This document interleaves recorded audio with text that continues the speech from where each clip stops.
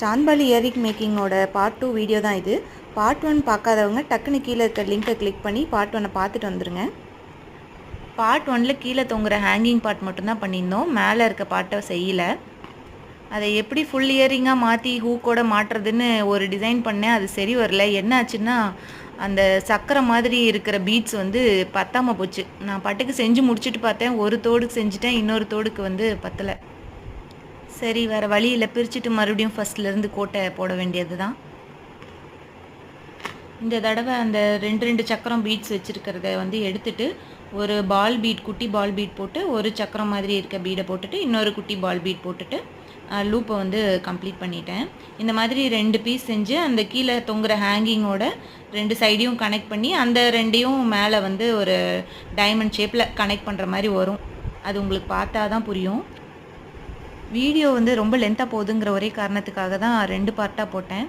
எனக்கும் தெரியும், ஒரு பார்ட் 1 வீடியோவில் இன்கம்ப்ளீட்டாக முடிஞ்சு இன்னொரு பார்ட் 2 போடும்போது கடுப்பாக தான் இருக்கும். அதனால் முடிஞ்ச அளவுக்கு 2 வீடியோஸையும் ஒரே நாளில் வர மாதிரி நான் அப்லோட் பண்ணுறேன். இதை லாங் வீடியோவாக கூட போட்டிருக்கலாம், ஆனால் லாங் வீடியோவுக்கு அவ்வளோவா வியூவர்ஸ் வர்றதில்லை. அதனால தான் நான் ஷார்ட்ஸில் போட்டிருக்கேன். இப்போ 2 சைடும் நான் இப்போ சொன்னேன் இல்லையா, இந்த மாதிரி 2ம் ஜாயின் ஆகும்போது பார்த்தோன்னா ஒரு கிட்டத்தட்ட ஒரு ட்ரையாங்கிள் ஆர் டைமண்ட் ஷேப் எப்படியோ வேணாலும் எடுத்துக்கலாம். போட்டுட்டு நடுவில் ஹூக் போடலான்னு ட்ரை பண்ணேன். நான் பண்ண கொடுமையில் அந்த ஹூக்கோட கீழ்பார்ட்டே உடஞ்சி போச்சு.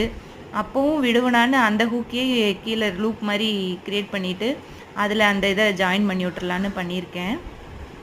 நானும் இந்த மாதிரி தான் எந்த பொருளையும் வேஸ்ட் பண்ண மாட்டேன், தூக்கி போடாமல் ஏதோ ஒரு விதத்தில் ரீயூஸ் பண்ண ட்ரை பண்ணுவேன். அப்படிங்கிறவங்க கண்டிப்பாக கமெண்ட் பண்ணுவீங்க, எதை எந்த மாதிரி மாற்றுவீங்கிற ஐடியாஸையும் சொல்லுங்கள். ஒரு வழியாக இந்த தோடு கம்ப்ளீட் ஆயிடுச்சு. இந்த சாந்த்பாலி இயரிங் மாடலில் வந்திருக்கு. கடைசியாக ஃபைனல் டச்சாக ஒரு பீடு மட்டும் ஆட் பண்ணி முடிச்சிடுறேன்.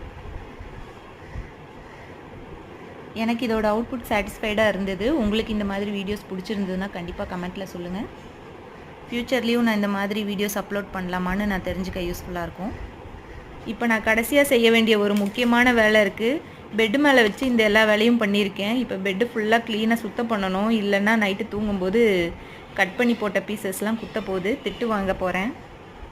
Life is all about experience. ஒரு நாளும் நம்ம ஒன்று க்ரியேட் பண்ணும்போதும் எக்ஸ்ப்ளோர் பண்ணும்போதும் நமக்கு ஒரு புது விதமான எக்ஸ்பீரியன்ஸ் கிடைக்குது. அதுதான் நம்ம லைஃப்பை இன்ட்ரெஸ்டிங்காகவும் மாற்றுது. இல்லைன்னா நமக்கு ஒரு மாதிரி போர் அடித்து போயிடும். இது என்னோட கருத்து.